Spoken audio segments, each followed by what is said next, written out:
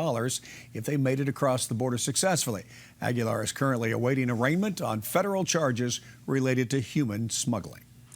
A San Diego lawmaker is introducing 2 new measures to fight human trafficking. State Senator Toni Atkins wants to give prosecutors and the hotel industry more tools to stop the traffickers. KUSI's Sasha Fu has the details. They may be hiding in plain sight, the traffickers and the young men and women they are selling for sex. It's time for every member of our community to pay attention. Girls as young as 12 years old in neighborhoods across San Diego County are being recruited and trapped into a life of prostitution. California State Senator Toni Atkins is introducing 2 new bills. One would help to rescue the victims of trafficking. The other would allow prosecutors to bring in past offenses involving pimping and trafficking when an accused trafficker is put on trial. The jurors need to hear the real truth about the case, and the only way to get the real truth is to hear what they've done in the past, because it's often very consistent. The FBI says San Diego is one of 3 California cities known as a hub for sex trafficking, an underground industry that rakes in millions of dollars in California each year.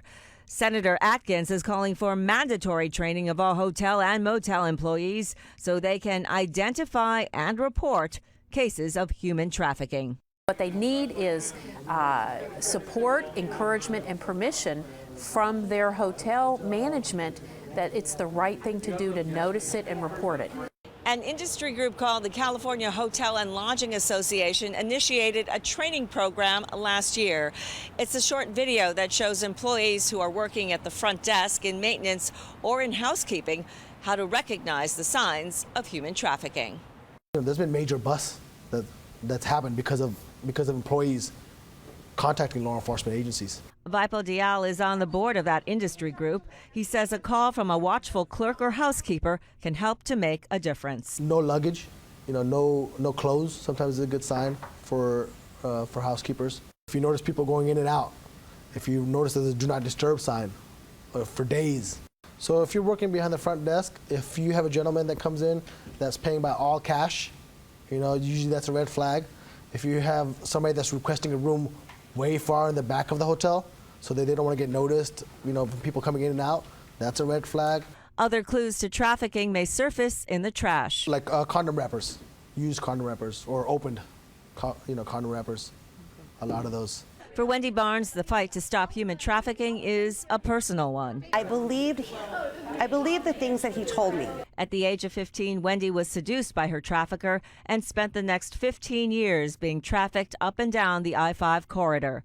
Looking back at her experience, she remembers the glances she got from hotel housekeepers. They would see the abuse in our eyes. They would look at us and, they could see the bruises. They could hear the yelling and screaming going on inside the hotel rooms. And so, I remember many of times when I would walk past and I could tell they were looking at me like they just felt so sorry for me, but they didn't know what to do. Senator Atkins is also preparing a 3rd bill that would provide funds for safe housing and mental health services for trafficking survivors, especially the children. Sadly, there are not enough beds to safely house the youngest survivors of this crime. Nationwide, San Diego is number 13 on the list of cities with the most child prostitution. Sasha Fu, KUSI News.